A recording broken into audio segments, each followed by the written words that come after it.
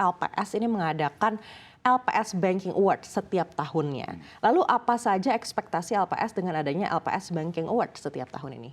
Baik, penghargaan LPS ini atau LPS Award ini sebenarnya memang merupakan bentuk apresiasi dan juga dorongan kepada perbankan, komunitas perbankan untuk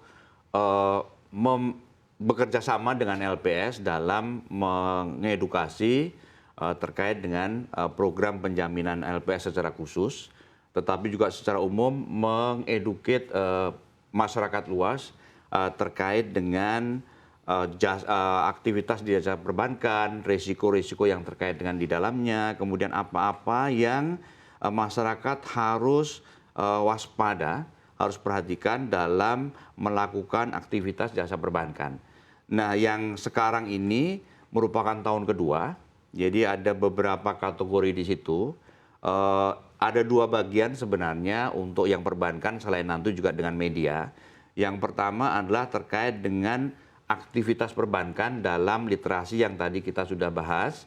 Kemudian juga secara khusus aktivitas perbankan dan kreativitas perbankan di dalam mensosialisasikan fungsi dan tugas lembaga penjamin simpanan LPS di dalam menjamin simpanan masyarakat.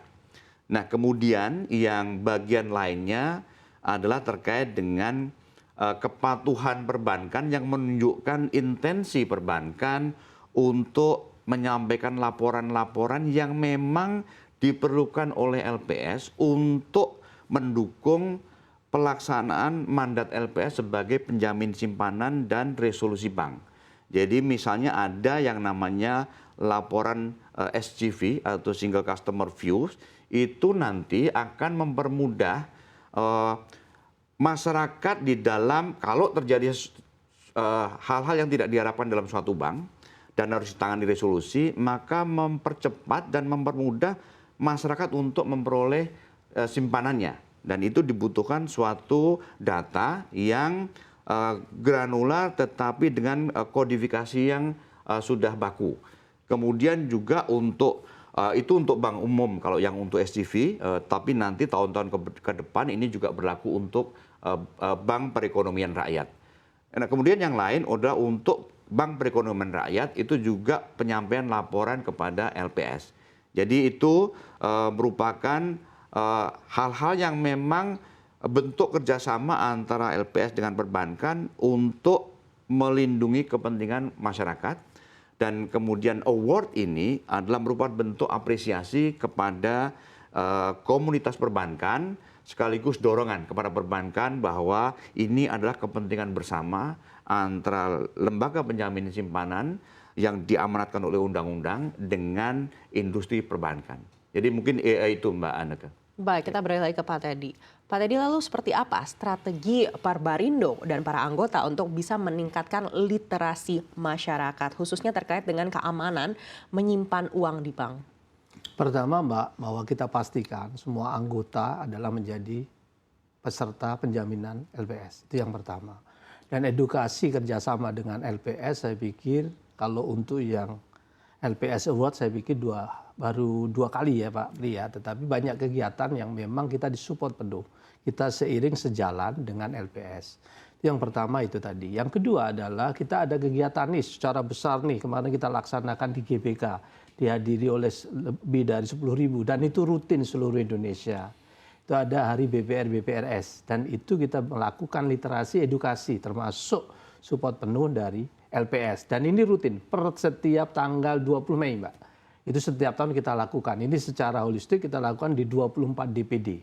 Ya, kemudian yang ketiga, ini ada yang menarik adalah terkait juga dengan membangun tata kelola atau risk management. Bahwa kami sudah menginisiasi sertifikasi level direksi, komisaris, pejabat eksekutif, dan supervisor sampai dengan staff.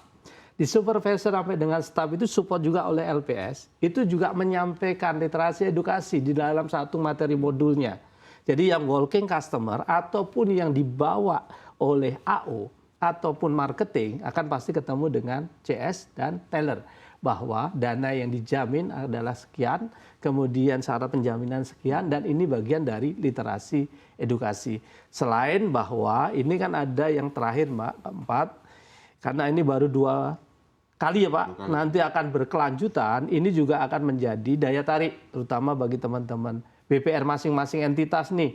Bagaimana melakukan literasi, tetapi harus terdokumentasi. Karena ini jurinya kan tidak mungkin lihat mengikuti secara fisik nih. Persoalan kita ini kan hanya masalah dokumentasi di teman-teman. Dan saya akan mengajak, saya pikir nanti ke teman-teman entitas bahwa setiap literasi edukasi tolong didokumentasikan. Seperti tadi kata Bu Telisa bahwa saya pikir media untuk melakukan dokumentasi, media ini juga akan lebih luas dan bisa lebih scale up-nya juga akan lebih besar. Saya pikir begitu impact-nya. Baik, apakah dokumentasi ini nantinya menjadi indikator juga terkait dengan efektivitas literasi yang sudah dilakukan?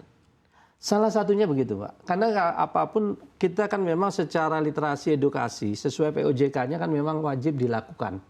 Cuman memang durasinya memang tidak diwajibkan terlalu banyak.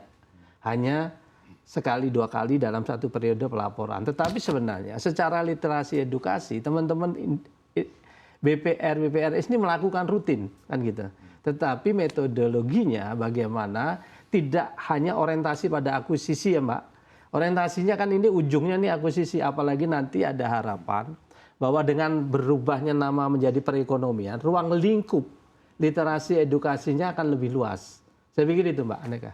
Baik, kita beralih lagi ke Pak Priyanto. Pak Priyanto, apakah event ini akhirnya diharapkan juga mungkin bisa mendorong perbankan meningkatkan literasi keuangan di masyarakat?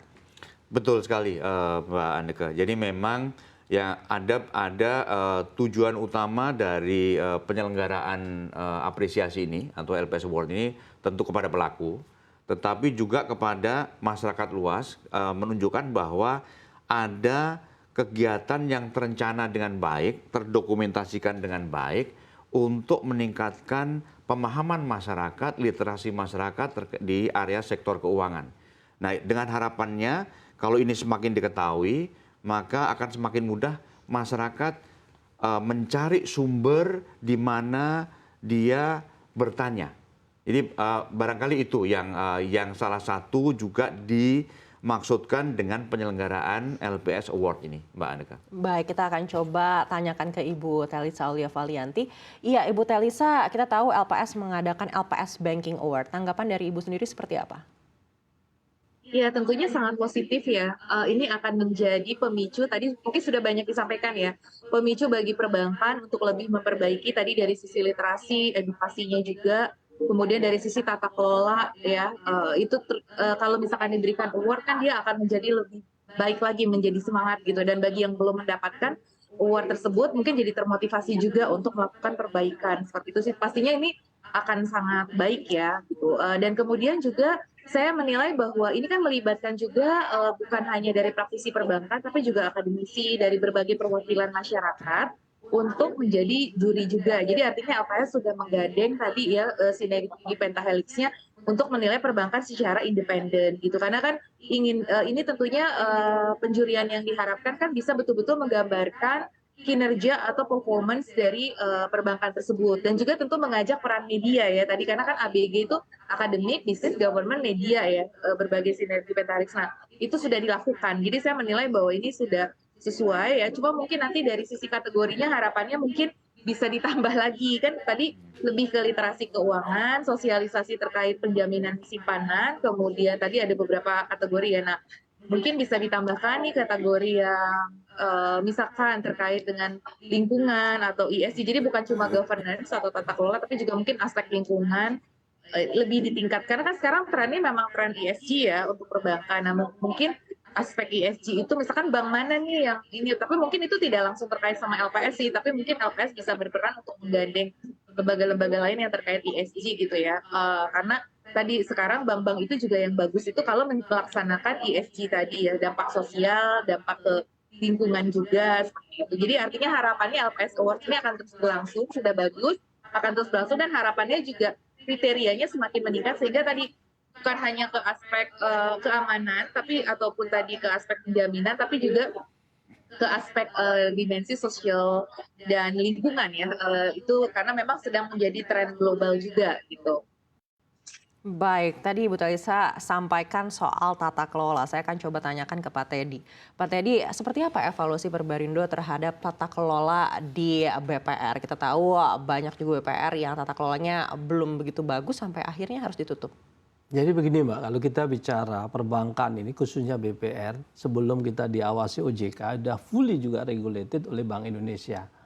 Kemudian di medio setelah OJK ada namanya manajemen risk, penerapan manajemen risk, di mana satu layer untuk modal tertentu di atas 50 miliar itu wajib diampu oleh salah satu direktur yang membawai fungsi adalah kepatuhan, baik GCG, Menris ataupun APU PPT. Kemudian kalaupun di bawah modal inti yang majority ini diampu oleh salah satu pejabat eksekutif. Kira-kira begitu. Kemudian terkait dengan tata kelola, selain infrastruktur kami juga melakukan penguatan secara asosiasi.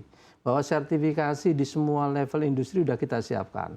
Baik dari direksi, komisaris, pejabat eksekutif, supervisor bahkan sampai staf. Kita berharap ada unit kerja tetapi juga ada kompetensi yang terpenuhi. Tetapi terkait memang adanya BPR yang ditutup secara majority, saya melihat karena faktor fraud. Ya, faktor fraud bukan karena persaingan, suku bunga dan segala macam. Dan saya melihat industri ini besar, 1.584 BPR, Mbak. Ini cukup besar, mungkin satu-satunya organisasi perbankan yang terbesar di dunia itu Perbarindo. Ya, kalaupun memang ada salah satu, kita selalu mengendos dan mengingatkan. Dan memang kita juga nanti akan ada POJK juga nih, RPOJK yang akan lahir sama diberlakukan untuk Bank Umum dan BPR, yaitu terkait strategi anti fraud, Pak. Dan akan dirilis tahun depan, dan BPR pun wajib memenuhi pejabat, salah satu pejabat eksekutif, dan di RPOJK-nya juga harus wajib tersertifikasi.